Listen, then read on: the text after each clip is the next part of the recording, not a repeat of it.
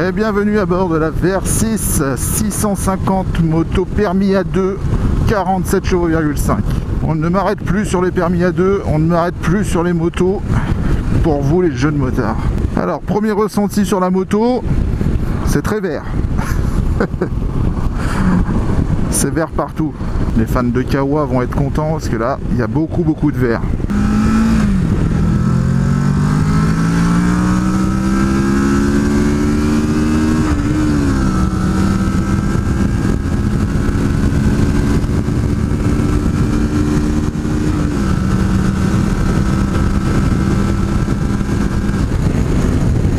Moins impressionné que le Tracer 700. Ça envoie moins que le Tracer. C'est un peu plus mou. Voilà, on arrive sur les portions où ça virole. Je me mets en 4 et c'est parti. Alors vous allez sans doute entendre un peu le vent. La bulle, comme sur la VR6000, pour moi la bulle, c'est bizarre. Quand elle est en position basse, j'ai une turbulence, et quand elle est en position haute, l'air arrive juste au-dessus de mon casque, mais ça fait quand même du bruit. Alors je sais pas ce que ça va donner sur la vidéo. Je préfère vous prévenir. Alors là, je ne suis pas du tout serein parce que la moto est montée sur du Dunlop D222. Et ça, c'est une monture de pneus que je n'ai pas l'habitude et qui m'a déjà effrayé avec une petite glissade. On va se faire les 3-4 virages avec les petites bosses à l'intérieur, ce qui va me permettre de voir ce que donnent les suspensions. Mais d'emblée, je sais que les suspensions, je le sens déjà, c'est que c'est bien plus ferme. Donc je vais moins être grelotté dans les virages. Allez, c'est parti.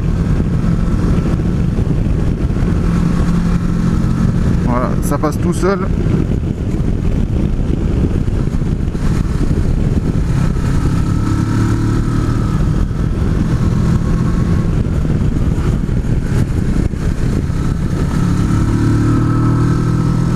Ah, elle s'emmène bien. Ce qu'il faut savoir, c'est que les suspensions sont réglables, que ça soit à l'avant et à l'arrière. Précharge et contrainte sur les tubes de fourche à l'avant. Et vous avez une petite molette qui se trouve à l'extérieur de la moto où vous pouvez régler votre amortisseur directement à la main. Vous n'avez pas besoin de clé. Et ça, c'est cool.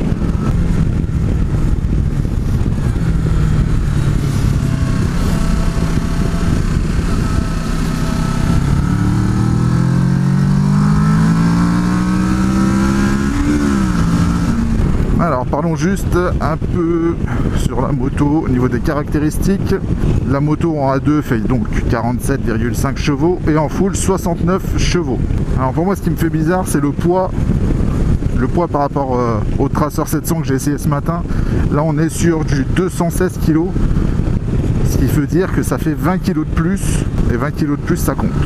Alors je pense que le Versys 650 est à comparer avec le Tracer 700 à mon sens. Donc je résume, Tracer 196 kg, 75 chevaux. Le delta entre les deux motos est assez énorme au final au rapport poids-puissance. Et là par contre c'est valable pour les motos full. Pour les motos A2, on a le même nombre de chevaux, mais sur la Versys on a 20 kg de plus. Et ces 20 kg de plus sont là aussi à cause du réservoir qui fait lui 4 litres de plus. Donc on est sur du 21 litres sur celle-ci. Ce qui veut dire que l'autonomie quand on part en balade est assez folle. Hop, on va refaire un freinage comme j'ai fait avec le Tracer 700.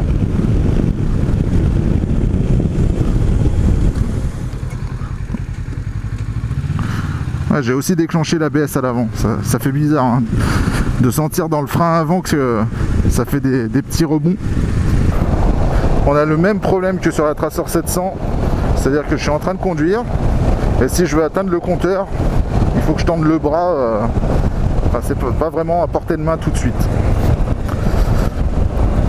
Pour piloter le tableau de bord, on a 2 boutons uniquement. Et ce qui est encore dommage pour un trail qui est normalement censé nous emmener un peu partout, c'est de voir ces 2 emplacements vides. Un chargeur allume-cigare, ça coûte 20 balles.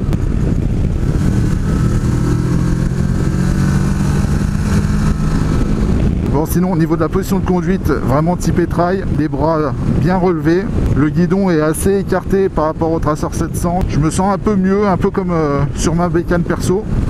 La bulle, elle est, comme je disais tout à l'heure, elle est réglable. Les molettes par contre se trouvent de l'autre côté, ce qui veut dire que si on veut changer la position de la bulle à un moment ou un autre sur la route, on va être obligé de descendre de la moto pour faire le réglage. On ne peut pas le faire, ou alors il faut se pencher, mais après on va mal resserrer, c'est pas top.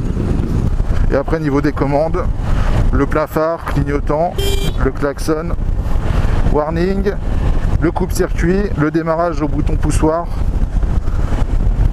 et le plein phare qui est sur la gâchette ici. Alors la chose que j'aime bien chez Kawasaki, c'est leur rétroviseur, parce qu'on voit une grande tige ici. Si vous regardez bien sur par exemple les Yamaha, les tiges sont toutes petites, ce qui fait que les rétroviseurs sont plus bas et donc on voit nos coudes. Là j'ai aucun mal à voir derrière sans devoir plier les coudes, on voit grave bien. Oh, putain. Bon, niveau du confort, on est vraiment bien installé sur la bécane. Le confort est bien meilleur que le Tracer 700 et il est bien meilleur que mon MT-09 Tracer. Là franchement on a une bonne assise. Niveau du passager, on a une deuxième selle qui elle aussi est super confortable. Vous avez pu voir dans l'intro un peu la selle je pense. Et moi ce qui me plaît particulièrement sur cette bécane, c'est le look qui est assez agressif. Le phare à l'avant, le petit bec en dessous du phare, le feu arrière qui est vraiment classe. Par contre toujours cette même déception d'avoir à l'avant que du feu à ampoule et pas du feu LED. Ça reste dommage mais j'espère que ça va se démocratiser au fur et à mesure sur toutes les bécanes de série.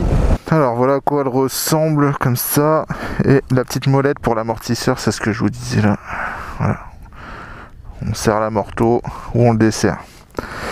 Et l'amorto donc on le voit, il dépasse et il est vraiment à droite de la moto. Ça fait un peu bizarre. Alors voilà, on vient de tourner l'intro, je me retrouve sur la moto de Pixel Ride et Pixel Ride teste la Versys juste pour que lui compare un peu le ressenti entre sa moto et la Versys. Pour en conclure, je préfère celle-ci à la Tracer 700, je la trouve bien plus confortable, les suspensions sont réglables et d'origine elles sont bien plus performantes. Le seul hic c'est que forcément elle est plus lourde, c'est 20 kg de plus. Je dirais même 20 kg de trop, mais au final quand on roule on les sent pas des masses, c'est juste quand on doit déplacer la moto à l'arrêt. Le prix de la bécane, 8049 € pour être exact, si je ne me trompe pas, et ce qui est moins cher que la Tracer 700. C'est vraiment le combat Kawasaki Yamaha. N'hésitez pas à me dire dans les commentaires laquelle vous préférez. Sur la position de conduite, moi j'ai trouvé que j'avais encore les genoux un peu trop relevés. Je vous fais voir le comparatif de taille avec Pixel Ride qui fait 1m70 entre la Tracer 700 et la Versys. Donc vous voyez la position des jambes qui n'est pas du tout pareille. Donc là encore une fois, hein, pour se donner vraiment un avis, je vous invite vraiment à essayer la moto, mais moi je vous donne mon ressenti à moi et à moi uniquement.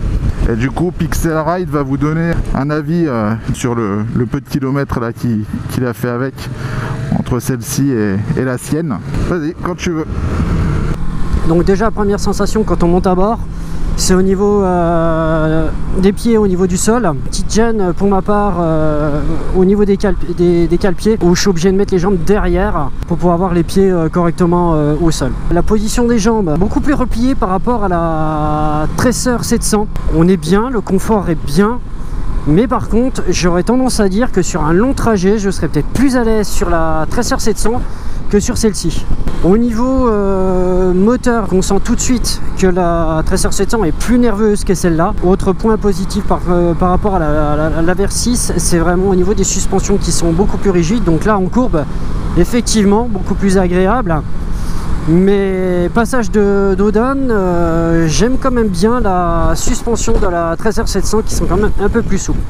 Après, c'est peut-être juste une question d'habitude. En termes de poids, celle-ci fait 20 kg de plus, comme quelqu'un a pu le dire. À la conduite, on ne le ressent pas du tout. Au niveau des rétroviseurs, effectivement, ils sont beaucoup plus hauts. On voit légèrement les bras, mais plus agréable. Je trouve la boîte de vitesse de la Yamaha beaucoup plus souple. Là, on ressent plus les à-coups.